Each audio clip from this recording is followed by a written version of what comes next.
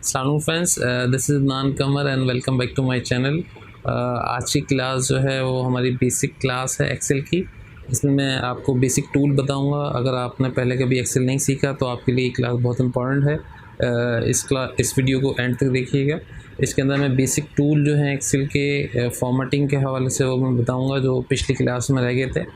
और अगर आप बेसिक टूल्स से अवेयर हैं तो फिर आप मेरे दूसरे लेसन भी देख सकते हैं। आप मेरे चैनल पे जब जाएंगे तो प्लेलिस्ट के ऑप्शन पे जब क्लिक करेंगे तो आपको वहाँ पे एक एक्सेल का फ़ोल्डर नज़र आएगा। वहाँ मेरी दूसरी वीडियोस भी हैं, वो भी आप देख सकते हैं। और इस वीडियो में मैं बेसिक टूल बता रहा हूँ और बहुत इंपॉर्टेंट है उन लोगों के लिए जिन्होंने पहले एक्सेल नहीं सीखा है। So please watch this video till the and. So guys, मेरा चैनल अगर आपने अभी तक सब्सक्राइब नहीं किया है तो please do subscribe it now और बेल का आइकन ज़रूर दबा दीजिएगा ताकि मेरी आने वाली वीडियोज़ आपको मिलती रहें। So let's start this class.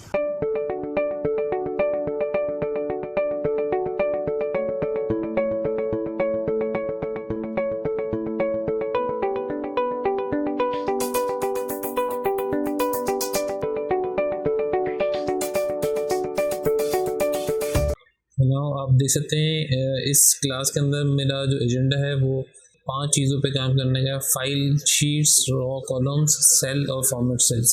सबसे पहले फ़ाइल के बारे में बात कर लेते हैं। फ़ाइल क्या होती है? अभी जो आपके सामने जो एक फ़ाइल खुली हुई है इसके ऊपर आप देख सकते हैं ये बुक 1 नाम है इसका। तो बुक 1 ये फ़ाइल नेम है और फाइल नेम ये बुक 1 अभी सेव्ड नहीं है। और अगर मुझे इस फाइल को सेव करना हो तो फाइल के मेन्यू में जाके जो है क्लिक करेंगे और यहाँ पे देखें ये एक विंडो खुल गई है जिसके अंदर बहुत सारे ऑप्शन है। New, open, save S. तो अगर कोई नई फाइल है तो डायरेक्टली हम सेव करें या सेव एस करें, दोनों सूरतों में एक विंडो ओपन होगी। अब जब आप एक दफ़ा उसको फाइल का नाम दे देंगे, उसको एक जगह सेव कर लेंगे तो फिर आपको जो है वो सेव एस करने की ज़रूरत नहीं होती, फिर आप सिर्फ सेव करते रहते हैं। तो फर्स्ट टाइम मुझे सेव एस करना पड़ेगा। सेव एस का मतलब मुझे नाम देना पड़ेगा। तो जब मैंने सेव एस पे क्लिक किया तो एक और विंडो आई जिसमें पूछा कि कहाँ मैं सेव करूँ, तो मैंने ब्राउज पे क्लिक कर दिया कि मैं अपने पीसी में नान कमर के डॉक्यूमेंट्स फोल्डर में मैं सेव करना चाह रहा हूँ। एक्सेल 0 के नाम से मैं फाइल को सेव कर रहा हूँ। ये फ़ाइल मेरी सेव हो गई। अब आप देख सकते हैं एक्सेल 0 के नाम से ये मेरी फ़ाइल सेव। तो ये फ़ाइल का ऑप्शन मैंने आपको बता दिया, फ़ाइल किस तरह आप सेव करते हैं। फॉर इंस्टेंस अगर आपकी जो है ये फ़ाइल बंद हो जाती है और आपको दोबारा खोलना हो तो आप यहाँ पे फ़ाइल के ऑप्शन में जाएंगे और फाइल के ऑप्शन में जाके ओपन पे क्लिक करेंगे तो ये आप देख सकते हैं यहाँ से, और डायरेक्टली भी ओपन कर सकते हैं। उसके साथ साथ आप ब्राउज पे जाके वो स्पेसिफिक फ़ोल्डर में जाएंगे तो आपको एक्सेल क्लास 0 के नाम से वो मिल जाएगी। आप देख सकते हैं ये। तो इस तरह आप अपनी फ़ाइल को जो ना ओपन भी कर सकते हैं। फॉर इंस्टेंस मैंने ये फ़ाइल खोली हुई है और मैं चाह रहा हूँ मुझे एक और फाइल खोलनी है, सेपरेटली काम करना है। तो इस फाइल को मैं न्यू के नाम से मैं क्लिक कर दूँ तो वो फाइल खुल जाएगी। मैंने न्यू क्लिक किया तो उन्होंने मेरे सामने एक जो ना एक बहुत सारे फॉर्मेट्स और टेम्पलेट शो कर दिए। तो एक एक्सेल की फ़ाइल भी मैं खोल सकता हूँ और अगर मुझे कोई टेम्पलेट मुझे चाहिए तो डिफ़ॉल्ट में आपको बहुत सारे टेम्पलेट मिल जाते हैं, तो वो टेम्पलेट आप ओपन कर सकते हैं। यहाँ देख सकते हैं आप बहुत सारे टेम्पलेट है, जैसे कि ये एक इनवॉइस का टेम्पलेट है। अगर मुझे कोई इनवॉइस बनानी है तो मैं ये टेम्पलेट कॉपी कर सकता हूँ, यूज़ कर सकता हूँ। इसी तरह मंथली रिपोर्ट का एक टेम्पलेट ये दिया है। यहाँ आप देख सकते हैं बहुत ज़्यादा टेम्पलेट्स हैं। यहाँ पे प्रोजेक्ट प्लानर है और बहुत सारी चीज़ें हैं। मैं आपको एक आध खोल के दिखाता हूँ। जैसे मैं प्रोजेक्ट प्लानर पे मैं खोलूँगा, ओपन करता हूँ तो ऑटोमेटिकली देखें ये प्रोजेक्ट प्लानर मेरे पास यहाँ फ़ाइल की सूरत में आ गया। तो मैं इसको प्लान कर सकता हूँ। लेट्स से मैं एक और नई फ़ाइल खोल रहा हूँ जो कि मुझे एक इनवॉइस बनानी है फॉर इंस्टेंस। तो मैं एक इनवॉइस की फ़ाइल यहाँ से खोलता हूँ इस नाम से, तो ऑटोमेटिकली एक इनवॉइस मेरे सामने आ जाएगी। तो मुझे कुछ भी टाइप नहीं करना, कुछ भी डिज़ाइन नहीं करना, ऑटोमेटिकली डिज़ाइन फॉर्मेट मेरे पास आ गया। थोड़ा बहुत मैं चेंजेस करके कंटेंट अपने चेंज कर सकता हूँ और एक इनवॉइस निकाल सकता हूँ। तो ये एक हेल्पफुल होता है बड़ा समटाइम्स अगर आपको ज़रूरत हो। ये फ़ाइल के हवाले से कुछ चीज़ें थी जो मुझे आपको बतानी थी। सो गाइस, फ़ाइल का ऑप्शन को मैंने आपको बता दिया कि फ़ाइल के अंदर क्या क्या ऑप्शन हैं, किस तरह आप फाइल को कवर कर सकते हैं, ये फ़ाइल किस तरह ओपन कर सकते हैं, किस तरह सेव कर सकते हैं। इस तरह शीट पे आ जाते हैं। मैंने आपको बताया फ़ाइल जो है ये पूरी फ़ाइल कहलाती है। ये पूरा जो आपके सामने खुली हुई विंडो एक फ़ाइल है उसका नाम टॉप पे यहाँ दिया हुआ है। इसी तरह जब मैं शीट की बात करता हूँ तो शीट जो है वो सेपरेटली होती है। फॉर इंस्टेंस ये एक शीट है एजेंडा के नाम से। अगर मुझे एक और शीट, इस फाइल के अंदर मैं बहुत सारी शीट्स खोल सकता हूँ। फॉर इंस्टेंस मुझे सेल्स का डेटा कलेक्ट करना है। सेल्स की एम्प्लॉय की एक लिस्ट है, वो मैंने एक शीट में रखी हुई है। और सेल्स की जो है सेल्स की जो एक्चुअल सेल्स है उसकी डिटेल मुझे अलग शीट में रखनी है। और फॉर इंस्टेंस सेल्स का मुझे ट्रेंड देखना है, उसका ग्राफ बनाना है। इन सब के लिए मैंने अगर अलग अलग शीट्स बनाई हुई तो वो मैं यहाँ बना सकता हूँ एक ही फाइल के अंदर। तो ये प्लस का ऑप्शन दिया हुआ है, यहाँ से भी मैं एक नई शीट को ओपन कर सकता हूँ। यहाँ मैं क्लिक करूँगा तो ऑटोमेटिकली एक शीट हमारी खुल जाएगी। शीट 2 उसने नाम दिया है, शीट का नाम मैं क्लास 0 कर देता हूँ। ठीक है, ये एक और शीट खुल गई। ये शीट अलग है एजेंडे के नाम से और क्लास 0 की शीट अलग है। एक मैंने डेटा, एक डमी डेटा डाला है और मैं चाह रहा हूँ ये क्लास 0 जो है वो कॉपी हो जाए। तो मुझे जो है क्या करना होगा, मैं चाह रहा हूँ इसकी एक और शीट बन जाए। फॉर इंस्टेंस मैं इस डेटा के अंदर कुछ चेंजेस करना चाह रहा हूँ, तो इसको मैं राइट क्लिक करूँगा तो एक ऑप्शन आएगा कॉपी का। तो मैं इसको यहाँ से कॉपी कर सकता हूँ। इससे जब मैं क्लिक कर दूँगा तो कॉपी एक विंडो खुलेगी और विंडो मुझसे पूछ रही है कि क्रिएट अ कॉपी। अगर मैं चेक लगा दूँगा तो ऑटोमेटिकली ये कॉपी कर देगी। और यहाँ पे ये ऑप्शन पूछ रहा है कि बिफोर शीट मुझे ये कॉपी किस तरफ करनी है। फॉर इंस्टेंस मुझे ये मेरे पास 2 शीटें यहाँ पे मौजूद है, 2 शीट्स हैं एजेंडा और 0। और मुझे इस शीट को कहाँ पे चाहिए, मैं लिख रहा हूँ क्लास 0 के साथ में मुझे चाहिए। तो क्लास 0 के साथ में एक और शीट इससे बना दी क्लास 2 के नाम से। तो ये दोनों एक ही शीट है। इसका फ़ायदा ये होता है कि जब हम कभी भी कोई काम कर रहे होते हैं, हम समझते हैं कि ये काम यहाँ तक का तो कंप्लीट है।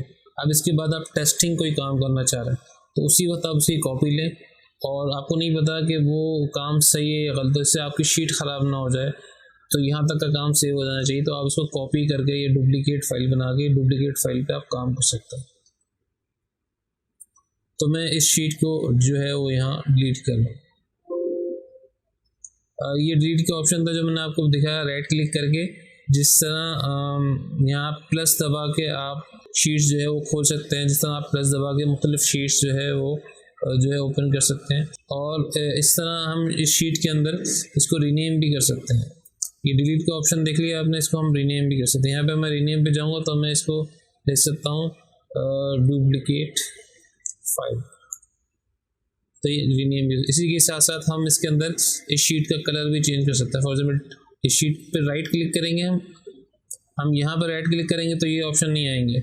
जब हम इसके ऊपर जाके क्लिक करेंगे, राइट क्लिक करेंगे तो फिर ये ऑप्शन आएंगे। तो जब राइट क्लिक आया तो टैब में जाके टैब कलर जो दिया हुआ है यहाँ पे जाके कोई सा भी कलर दे दें। मैं यहाँ इसका येलो कलर दे रहा हूँ जस्ट फॉर द आइडेंटिफिकेशन आपके लिए येलो कलर, ताकि आपको थोड़ा प्रोमिनेंट हो जाए। फॉर इंस्टेंस आप 2-3 शीटों पे काम कर रहे हैं जिनके नाम एक जैसे हैं, तो आप एक कलर देके थोड़ा डिस्टिंग्विश कर सकते हैं। आप इन फाइल्स को हाइड भी कर सकते हैं। फॉर एग्जाम्पल आप चाह रहे हैं कि ये फ़ाइल बहुत सारी आपके पास ये फ़ाइल खुल गई हैं, तो आप चाह रहे हैं कि बहुत एक्स्ट्रा फाइल्स हैं, मैं सिर्फ 2 फाइल्स पे काम कर रहा हूँ, बाकी सारी फाइल्स जो है वो हाइड हो जाएं। तो आप राइट क्लिक करके ये हाइड के बटन दबाएंगे तो ये हाइड हो जाएगी। ओके, इसी तरह मैं इसको भी राइट क्लिक करके हाइड करता हूँ तो ये भी हाइड हो जाएगी और मैंने ये भी हाइड कर दिया। अब फॉर इंस्टेंस मुझे रिट्राइव करना हो तो मैं क्या करूँ, तो मैं राइट क्लिक करके यहाँ पे इसको रिट्राइव कर सकता हूँ। मैं इस पे जाके क्लिक करूँगा राइट क्लिक, और अनहाइड का ऑप्शन जब मैं करूँगा तो मुझे सारी हिडन फाइलें मुझे दिखा देगा कि मुझे कौन सी फाइल को अनहाइड करना है। तो मैंने यहाँ क्लिक कर दिया डुप्लीकेट फाइल, तो ऑटोमेटिकली डुप्लीकेट फाइल जो है ना इन्होंने अनहाइड कर दी। इस तरह ये शीट्स जो हैं हम इसको शीट्स को रीनेम कर सकते हैं, इसको डिलीट कर सकते हैं, इसको न्यू क्रिएट कर सकते हैं, डुप्लीकेट बना सकते हैं, कलर दे सकते हैं और हाइड भी कर सकते हैं। Okay, so this is all about sheets. Let's move on to rows and columns. मैंने फाइल और शीट्स के बारे में आपको बता दिया है। रॉ और कॉलम्स के बारे में थोड़ा सा बता देता हूँ। फॉर इंस्टेंस आप जो ये देख रहे हैं ABCDEF, ये सब कॉलम्स हैं। जब मैं इसको क्लिक करूँगा तो पूरा कॉलम सेलेक्ट होगा, इसको क्लिक कर रहा हूँ तो पूरा कॉलम सेलेक्ट होगा, और ये सारी रॉज है 1 2 3 4 5 6 7 8 9 10। अब ये सारे जो है ना इन्होंने सेल दिए हैं। अब ये सेल जो है इनका एक एड्रेस है। फॉर एग्जांपल ये सेल कौन से कॉलम में है और किस रॉ में है। ये कॉलम जो है जी कॉलम में है, ये सेल जो है जी कॉलम में लोकेट है और इसकी रॉ जो है 5 है। तो आप देख सकते हैं यहाँ पे G5 लिखा हुआ आ रहा है, यानी जी कॉलम के अंदर 5 रॉ है। जैसे थोड़ा सा और बड़ा कर देते हैं, अब आप देख सकते हैं इसको जी कॉलम के अंदर जो है वो 5 रॉ है और यहाँ पे वो दिखा भी रहा। और अगर इसके अंदर मैं फॉर एग्जांपल कुछ लिखता हूँ, फॉर एग्जांपल मैंने लिखा करियर फ्लाइट, तो इसके बाद जो है आपने देखा कि जब मैं इसके ऊपर जाऊँगा तो ये ऊपर यहाँ एक बार है जहाँ पे ये जो सेल की वैल्यू जो है वो नज़र आती है। यहाँ पे जो भी सेल में मौजूद होगा वो यहाँ दिखाएगा, ठीक है। अगर फॉर्मूला होगा तो फॉर्मूला दिखाएगा, अगर वैल्यू होगी तो वो वैल्यू दिखाएगा। अब दूसरी चीज़ ये है कि ये एक सेल है और सेल के अंदर जो है कुछ डेटा हमारा रखा हुआ है और डेटा थोड़ा सा बाहर आ रहा है, तो ये इसकी जो है विड्थ जो है वो छोटी है, तो मैं इस कॉलम की विड्थ थोड़ी सी बड़ी कर दूं तो ये सेल सही हो जाएगा। एक तो ये है कि मैं मैनुअली जाके दो कॉलम के बीच में जो एक छोटी सी लाइन आ रही है इसको मैं क्लिक करूँगा तो इससे भी इसकी जो है ना विड्थ बढ़ा सकता हूँ मैं। आप देख सकते हैं ये जो एरो आ रहा है, और इसके साथ साथ अगर मैं इस पर डबल क्लिक करूँ तब भी ऑटोमेटिकली इसकी विड्थ को जो है वो बढ़ा देगा। ये जो है सेल के रॉज और कॉलम के बारे में बता दिया मैंने थोड़ा सा आपको। अब इसके साथ साथ अगर हमें इस सेल पे जो हमने लिखा है इसका कलर चेंज करना है, ये ब्लैक कलर में कलर फ्लाइट लिखा है। अब जो ये कलर फ्लाइट जो मैंने लिखा है यहाँ पे, इसका कलर मुझे अगर चेंज करना है तो मैं यहाँ ऊपर ऑप्शन अगर आप देखें होम के अंदर, ये होम के अंदर अगर आप आते हैं तो ये एक कलर का ऑप्शन है ए जो लिखा हुआ है, ये फ़ॉन्ट कलर लिखा हुआ है। आप देख रहे हैं यहाँ पे जब मैंने इसके ऊपर क्लिक किया तो क्या लिखा हुआ है, change the colour of your text. तो इस पर जब मैं एरो पे क्लिक करूँगा तो ऑटोमेटिकली मुझे एक कलर की जो बार्स दिखा देगा कि मुझे कौन सा कलर चाहिए। तो जो भी मैं कलर सेट करूँगा ऑटोमेटिकली आप देख रहे हैं यहाँ नीचे कलर वो चेंज हो रहा है। मैंने इसका कलर चेंज कर दिया। इसी तरह जो है अगर मुझे इस ये जो कलर फ्लाइट लिखा है इस सेल का कलर चेंज करना है तो इसी के बराबर में आप देख सकते हैं ये ऑप्शन जो है, इससे मैं कलर का जो है सेल का कलर जो है वो चेंज कर सकता हूँ। इस ऑप्शन से मैंने ये क्लिक किया तो ये कलर चेंज हो गया, मैंने यहाँ पे ये क्लिक किया तो ये कलर चेंज हो गया,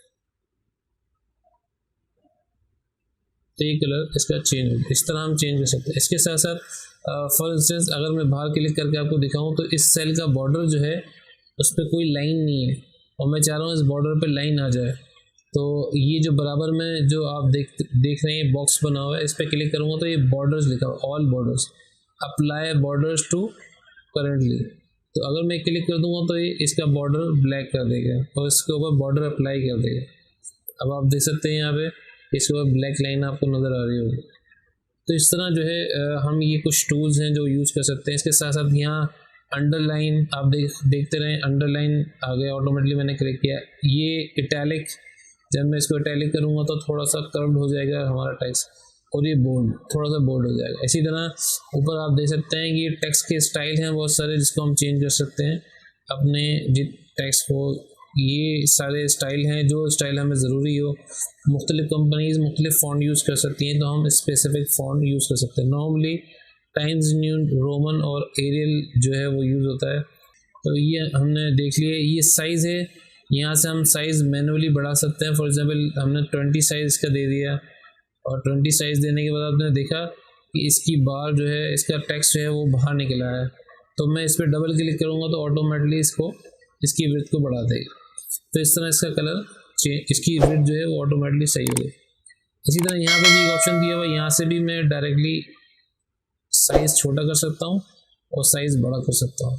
अब आप यहाँ देख सकते हैं अलाइनमेंट का एक टेक्स्ट दिया हुआ है, ये है होम के टैब के ऊपर ही, ये होम की पूरी लाइन है, ये पूरी होम की लाइन है। इसके अंदर आप देख सकते हैं ये अलाइनमेंट का ऑप्शन है। अलाइनमेंट के अंदर जाके फॉर एग्जांपल मैं की साइज़ को थोड़ा सा बड़ा कर देता हूँ और टेक्स्ट को थोड़ा छोटा कर देता हूँ ताकि अलाइनमेंट का पता चले कि इस टेक्स्ट की अलाइनमेंट कितनी है। अब आप देख सकते हैं ये टेक्स्ट जो है इसकी राइट हैंड पे स्पेस काफ़ी है और लेफ़्ट पे अलाइन है। तो यहाँ आप देख सकते हैं। अच्छा, इसकी मैं रॉ भी थोड़ी सी बड़ी कर दूँ ताकि आपको पता चले कि ये जो है नीचे अलाइन है या ऊपर टॉप पे है या बॉटम पे अलाइन है। देखिए बॉटम अलाइंड है और लेफ़्ट अलाइंड है। जब आप यहाँ पे जाएंगे अलाइनमेंट पे देख सकते हैं ये अलाइनमेंट के ऑप्शन मुख्तलिफ आ रहे हैं। तो ये बॉटम अलाइन यहाँ पे आ रहा है। अगर मैं इसको टॉप कर दूंगा तो देखें ऊपर टॉप पे आ जाएगा टेक्स्ट, ठीक है। इसी तरह जब मैं सेंटर कर दूंगा तो ये सेंटर में अलाइन होगा, लेकिन ये इसने वर्टिकल अलाइनमेंट को जो ना चेंज किया। ये है इसकी हॉरिजॉन्टल अलाइनमेंट। ये हॉरिजॉन्टल अलाइनमेंट में अगर मैं इसको, ये लेफ्ट अलाइन है, मैंने इसको क्लिक किया तो ये इसको सेंटर अलाइन कर देगा और यहाँ से लेफ्ट कर देगा। तो मैं इसको सेंट्रली अलाइन कर रहा हूँ, राइट। इसको आप अपनी ज़रूरत के हिसाब से यूज़ कर सकते हैं। फॉर एग्जांपल ये सेल का साइज़ है और टेक्स्ट बाहर निकल रहा है और मैं चाह रहा हूँ कि ये जो है इसकी विड्थ जो है वो चेंज ना हो। तो मैं इस सेल को और इस सेल को दोनों को जब सेलेक्ट कर लूँगा, दोनों को मिला के शिफ्ट दबा के एरो भी क्लिक करें तब भी हो जाएगा और माउस से ड्रैग करके भी हम कर सकते हैं सेलेक्ट। सिलेक्शन के बगैर कोई काम नहीं होगा, कोई फॉर्मेटिंग अप्लाई नहीं होगी। तो डायरेक्टली मैं यहाँ पे अगर मर्ज का ऑप्शन दबा दूँ तो इसको मर्ज कर देगा, ठीक है। ये मर्ज कर दिया, ये अब एक सेल बन गया। अगर मैं यहाँ पे एरो दबाऊंगा तो ये एक सेल बन गया पूरा, ठीक है। मैं इसको कंट्रोल Z दबा के अंडू कर रहा हूँ। जब भी आपको अंडू करना हो कंट्रोल Z दबा के आप अंडू कर सकते हैं, ठीक है। यहाँ ऊपर भी ऑप्शन दिए हुए हैं अंडू और रीडू का, इससे जो है अंडू हो जाएगा। आप देखें अंडू लिखा हुआ, इससे रीडू हो जाएगा। अगर फॉर एग्जांपल मुझे देखना है कि पिछले कौन से ऑप्शन है जो मैंने किए, यहाँ पे सारे सेव्ड है, तो अभी मैं इसके अंदर कुछ चेंज नहीं कर रहा, ये ऐसे ही मैंने छोड़ दिया। अब मैं चाह रहा हूँ इसको कि इसी बॉक्स के अंदर ये फिट इन हो जाए, ऊपर जगह खाली है, नीचे जगह खाली है, तो मैं यहाँ इसको रैप कर सकता हूँ। मैं इसी कॉलम की विड्थ भी चेंज नहीं करना चाह रहा और ना ही मैं रॉ की इसकी विड्थ चेंज करना चाह रहा हूँ। मैं चाह रहा हूँ इसी बॉक्स के अंदर ये फिट इन हो जाए, तो मैं इसको रैप कर दूँगा। देखिए ये ऑटोमेटिकली इसके अंदर फिक्स हो गया। तो ये अपने हिसाब से हम इसको यूज़ कर सकते हैं। एक और चीज़ मैं आपको बताना चाहूँगा, ये जो ऑप्शन दिया हुआ है यहाँ पे, अगर हमें टेक्स्ट को कोई अलाइन करना हो तो यहाँ से जाके हम टेक्स्ट को अलाइन कर सकते हैं। फॉर एग्जांपल जब मैं इस पर क्लिक करूँगा और इसको मैं इस ऑप्शन में कर दिया मैंने, तो आप देख सकते हैं कि किस तरह इसने इसको जो है वर्टिकली अलाइन कर दिया। अगर मैं इस रॉ को थोड़ा सा मैं इसको खोलूँ तो सही पता चलेगा कि इस तरह इसने इसको देख कर फ्रेंड, और फर्दर मैं अगर इसको बड़ा करूँगा तो वो एक ही लाइन में दिखा देगा। तो ये जो ऑप्शन है टेक्स्ट के अलाइनमेंट के इस तरह ये इसलिए होते हैं कि अगर हमें कभी टेक्स्ट को जो है हॉरिजॉन्टल नहीं वर्टिकल अलाइन करना हो तो हम इसको यहाँ से कर सकते हैं। So guys I am sure आपको मेरी ऐसी वीडियो बहुत पसंद आई होगी। अगर आपको पसंद आई तो ज़रूर लाइक करिएगा और बेल का आइकन ज़रूर दबाइएगा ताकि मेरी आने वाली वीडियोज़ आपको मिलती रहें। Thank you so much for watching my videos. Allah हाफ़िज़।